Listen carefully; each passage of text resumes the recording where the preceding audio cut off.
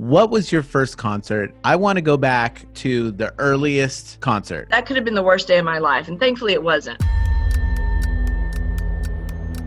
The corporate company teaches you just about as much of the agency as taking the insurance license test does. That's why we, started our own businesses, because I was working 60 hours a week for someone else. You don't get to this point where you learn enough and, okay, peace, I'm out. They don't teach you how to, when this mom comes in crying. What would be the number one piece of advice you would give to any agent? Every day I wake up is a good day. And I think it's all mindset. It's what you make the most of it. So even on a bad day, I'm going to find something good in it. The women in the insurance agency brings so much to the table to compare with men. I took my parents to dinner. I was so scared to tell them. Becky Isbell, ballin', building, better, and hanging tough. We got Becky. Hey guys. How you doing? How you doing? I'm amazing. Like I said, every day I wake up is a good day, so you're never going to hear me complain. Yeah. You're love 6 feet above the ground, things are working. Absolutely. When both feet hit the floor, it's like, oh Lord, she's awake. Yeah. That is awesome. There you go. Well, we're off to a good start, I'll say. Yeah. That's for sure. I would say that too, Mr. Jason.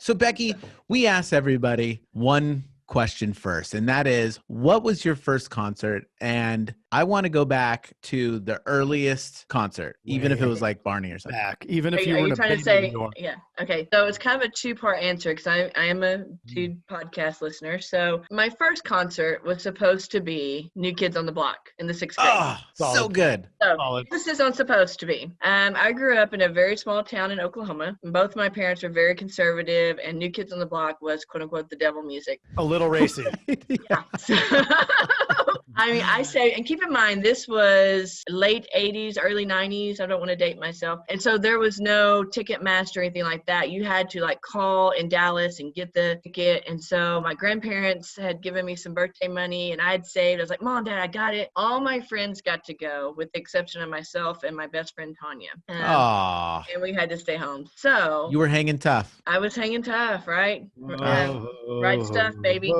So that being said, fast forward, after I became an adult and I already had my daughter in the year 2000, I was 20 when I went to my very first concert, and it was the Testicle Festival in Stillwater, Oklahoma. Wait, yes, what? You heard that right. It was the Testicle Festival. Those don't rhyme. And it was Chris Ledoux. He was a country music artist. Yeah. Yeah, he and Garth Brooks. Oklahoma's kind of known for their country music artists. And so, amazing show. The man had just had surgery, and one of his things that he did was at the end of every concert, he rode a mechanical bull. So that was my first experience in the concert world. And then going back to New Kids, 3 years ago, my husband, they actually came to Austin, which is about 60 miles from me. And my husband for Christmas. Devil's Town. Yeah. My husband bought me 2 VIP accesses because he knew my friend Tanya and I. Or actually, let me preface it. He gave me the money for it, and he said, "My only ask is that you don't make me go." I was like, "Done." So that was in December. I don't want you to go. And so February of that year, we had a family emergency, and I had to spend my New Kids on the Block money. So I've still yet to see. Well, they're still touring. They have one concert this year in Boston, and I have a feeling I will be there. So. Are you really? Will you really go? I'm working with my friend Tanya that still has not gotten to go since 6th grade. She would go. That's what gotta go. Yeah. You gotta bring Tanya too. You guys have to. So it's kind of a long story, but yeah. Go take a picture, and then we'll post it in the group and everything. Okay, I can do that. Yes. I can do that. I love it. New Kids. That's and you know what? Yes. What we want to do is get every single person that's been to a New Kids concert just to post, and it's just great. I love me some New Kids. Yes. I was total fangirl. Still am. My family makes fun of me all the time, but total fangirl. So aren't we all though of those first few artists? Oh yeah, for sure. Come on, Craig. Craig's like, no. I was not. You're not? No, I was more alt music back then, and then I got into the Dead and all that. But yeah, but who was your first artist? Like whoever that was, you're still a huge fan of them, right? The first album that I owned was Blondie. That's you a still good like one. Blondie? No, but who are you really into? first? When? The first artist that you were like, dude, I love this. Maybe Boston, like classic rock. My dad used to play it in the car in the 8-track player. But see, you're even saying maybe. Like mine was Michael Jackson, hands down. Still love it. Hey. Like throw Okay, them on. well, big artist that we listen to, like the kids on, like a different kids on the block, us kids on the block playing outside. Probably Michael Jackson, because the girl down the street that we grew up. I mean, I'm still friends with her. So yeah, she was a huge Michael Jackson. Her mom was a huge Michael Jackson fan. That surprised me because most girls are like big Michael Bolton fans back then. So I had his tape and I secretly played it in my car and kept it from my parents. So There's a really good Lonely Island skit that has Michael Bolton in it. That's funny. Captain Jack Sparrow, something or other. Well, look at that. Now that we lost everybody, let's talk about insurance. Oh, yay. Hey. So, you got into the business when? How long ago? I got into the business in You're good friends 2000. with Laura Harris. Yeah, I know Laura Harris. She was actually my mentor. Still is a lovely lady. And like I said, probably you guys had asked about their favorite podcast last week. She's probably been my favorite podcast. She's very open in helping new agents. And so in 2015, I was looking for something to do. Long story short, my husband and I, we have a maintenance and construction business that's very successful. And I was actually at a networking event, and a 30-year agent came up to me and said, I'm ready for you to take over my legacy. Never dreamed about insurance. And I said, not just no, but heck no, I hate insurance. And he said, that's why you would be the perfect agent, because you are a customer and you know the ins and outs. And so, long story short, I shadowed that agent for 6 months. I said, I'll come shadow you, work for you for free for 6 months. And then after 6 months, if I like it, I'm going to purchase the book. So I did. I've been doing it ever since. And like I said, I love it. I love my job. I what we do is so important and people don't realize it. We're protecting everything that matters most to you, your home, and most importantly, your family. So sure. I get to do that every day, and I love it. Yeah, it's remarkable how the general public isn't aware of the ramifications of making a poor decision when it comes to insurance, and also the ramifications of a bad agent writing bad policies. Right. I mean, well, and when I had that sales call, because I still sell, I say, look, I'm looking for two things. We all know price is important, but most importantly, I'm looking at coverage, because the average American is $400 away from bankruptcy. Meaning that if you were to have an accident, one, are you going to be able to pay that deductible? And two, are you going to be taken care of? Because minimum liability is not going to be enough. And so I take time with my customers and have these detailed conversations and build that relationship. And, because of it, my retention is high. My customers, not tooting my own horn, but they love me because I'm going to educate them. And I'm not just going to sell them a policy. Yeah. So that's the day. 5 years, still love it. Love what I do. I love coming to work every day. It's not a job to me. It's a kind of a passion, kind of a, So yeah. So when you first started, did you start captive? I started captive. I did. Did that for about 2.5 years. Had the opportunity to go independent, and so I went, and I love it. I set my own hours, and one of the things my husband and we did everything backwards, kind of backtracking. We met, had a baby, started a business together, and then got married. So all that within a year. What did your parents say about that? They were not happy. I was 30 years old, and I show up. I actually just told this story today. I took my parents to dinner. I was so scared to tell them. I was 30 years old, and at that time I still had I had an 11-year-old. I was a single mom. So we show up. We said, Mom, we're taking you to dinner, and I made her friends go too, so they wouldn't make a scene. And I said, oh, by the way, this is James, and he is now the father of my baby that I'm going to have at the same time my sister was pregnant. And my dad just turned red, but they couldn't make a scene because that, would have been frowned upon. My husband to this day is like, you win on that one. Very so strategic. Funny. Yeah. So, and actually that soon to be 11-year-old sitting in the back. That's one thing I love about my gig is I don't ever miss a school pickup or drop off. So this gig allows me to be a mom. And that's why we, started our own businesses, because prior I was working 60 hours a week for someone else. And, I didn't have that luxury. So now you're working 80 hours a week for yourself. Yeah. No. I tell everybody, I said, they're like, how do you love owning your own business? I said, I love it. I sleep like a baby. I wake up every 2 hours crying. So So yeah. Yeah, but it has That's huge awesome. rewards, right? The end of Absolutely.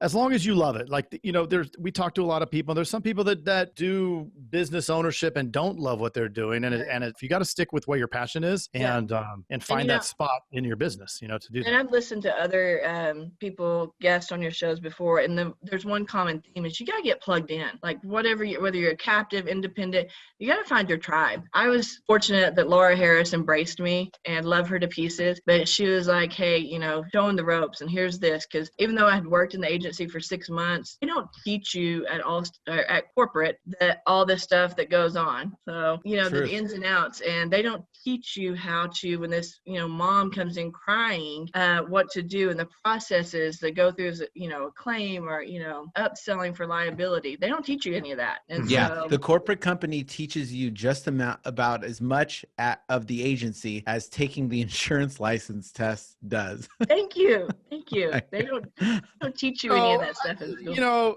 You do learn how to take a payment. This is true. I will say that. Yes, I know how to take a payment. So, but again, it's just important to find that tribe and find your people and surround you. People who, have the same struggles that you have day to day. I tell everybody I get yelled at every day and it's not me. And it took me a long time to realize that, people never call their insurance agent when they're happy. Either their price went up or they have a claim or nobody. I've done this for 5 years and not one time has anyone ever called and said, hey, thanks for being my agent, and I'm so glad my rates went up. Never has happened. I don't know about you. Craig's done this a lot longer than I have. Jason, I know you're still, in 3 years or so? I do whatever I can to not answer that phone. Yeah. Smart on your part. I don't even have one, to be totally honest.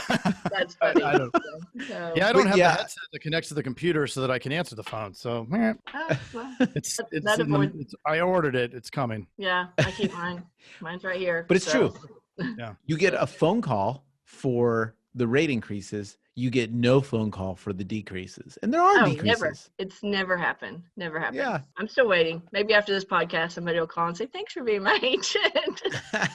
Yeah. That would be funny. Freak them out. Yeah. In the past lifetime, and it's similar across industries. In my past lifetime, when it was in Merrill Lynch, if the client called, it was either the market was crashing, they want to sell, and then you have to tell them, look, you don't sell when it's going down. And, or if it's up, then they're calling to say how proud they are of their picks. Right. So, there was never a thing where where you're winning because of it. So, it's flat now. It's the nature of our business. So. Mm-hmm. So you had Laura as a mentor. Any other things that as your career developed and you're doing these things that you did, people that you looked up to that helped? Well, it was, like I said, going to any event, especially insurance related event that I could get into. When I first started, I appointed in March of 16 was when I officially I think it was March, maybe in May. Anyway, whatever it was, a month after they had in here in Texas, we had a big leaders forum group. And it was just a bunch of Texas agents getting together, talking about insurance. Didn't know a single person, but I drove to San Marcos. I was like, I'm here, both feet in,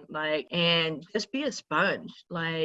Surround yourself by good people. Don't come in with the chip on your shoulder thinking you know everything, regardless of whether you've had prior insurance experience or not. Just be a sponge and be open to learning new things, because I learn something new every day from different carriers, from different agents. Be that person. Don't ever think that you're too good to stop learning. And then be that person like Laura Harris. Pay it forward when a new agent comes on. Be that person. Like you guys are great about, embracing people, that, hey, I've been there. I know what it's like. I know exactly what you're going through. Here's what I did. Here's, what I wish someone would have told me. So that would be my advice. Get plugged in and just be a sponge, and don't, have that big chip on your shoulder saying, no, I don't need this. No, I mean, I continue to need it. That's why we started this podcast, and it's paid off in dividends within the last year incredibly. And it's it's amazing. You have to have that. You have to be around good players to know the moves to make, to bounce ideas off of, just to be playing the game. It's a never ending. You don't get to this point where you learn enough and okay, peace, I'm out. Right. Exactly. Never.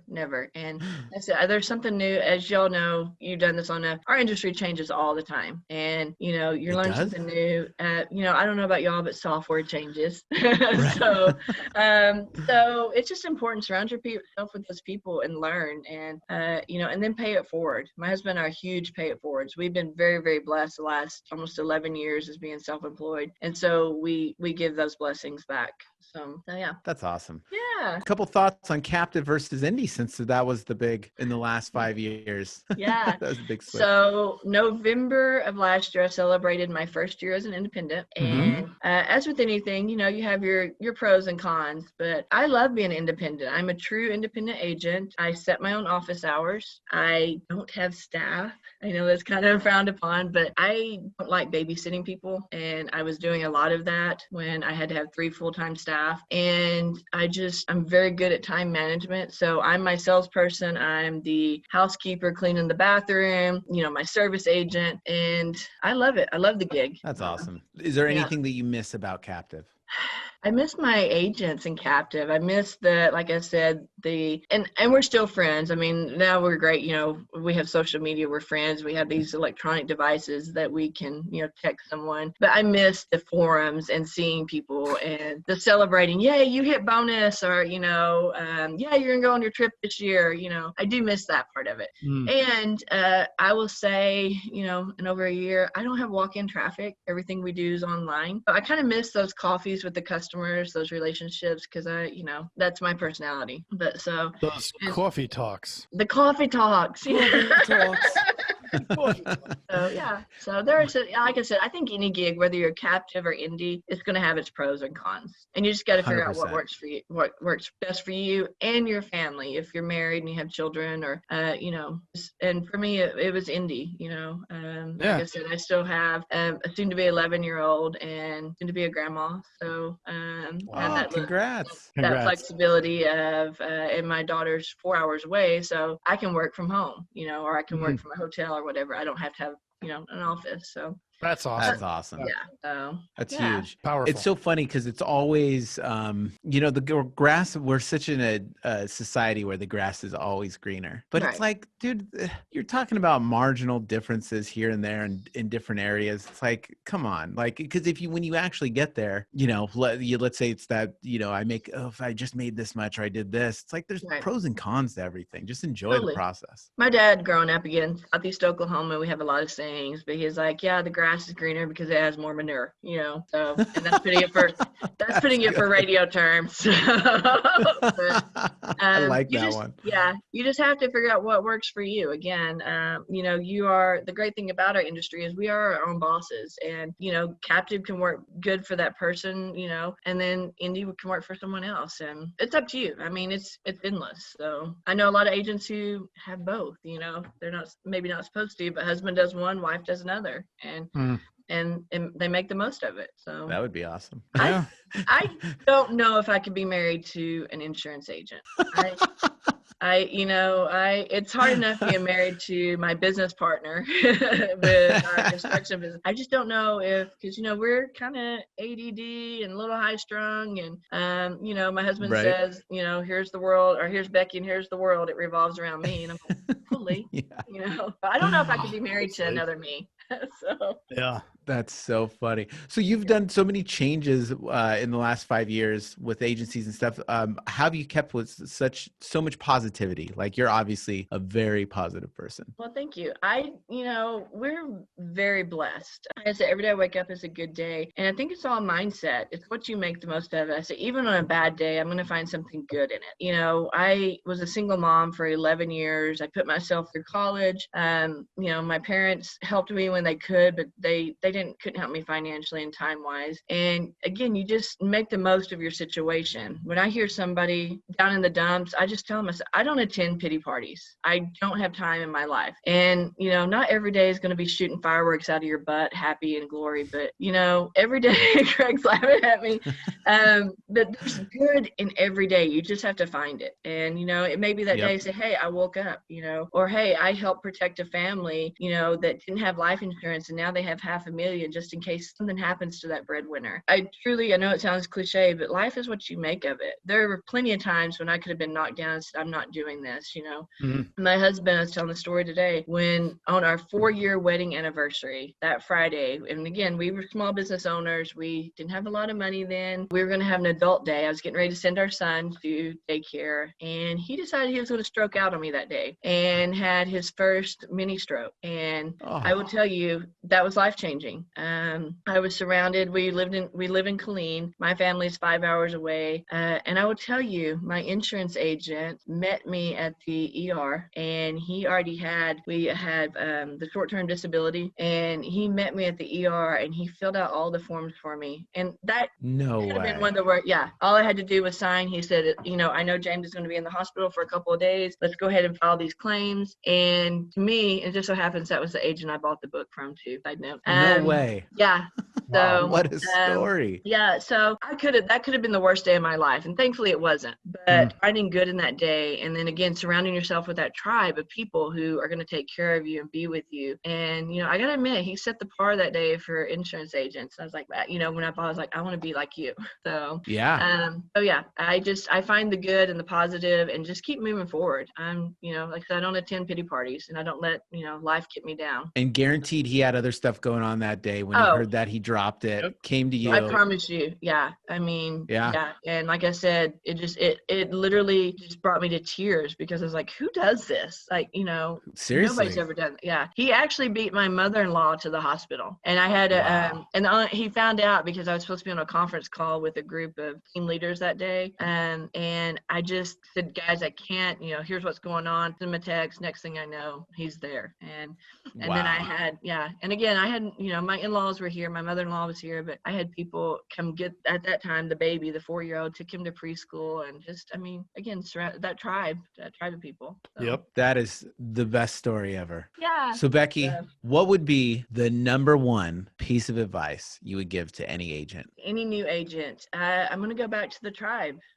Get plugged in. Yeah. We're not out here alone. It may seem like it at days. You may seem that, I'm just here, I'm drowning. And I think we've all had those days. It's like, I'm never going to get caught up. But that's when you make the phone calls to the Laura Harrises and the Javieres and, the Craigs and the Jaces say, look, I'm just having a bad day. And, because you've been there, that. And that's when you lift that person up and say, it's okay. Take a deep breath, but you're going to get right back to it because you're a phenomenal agent. And what we do is important. I make the joke. I tell everybody I am a professional problem solver.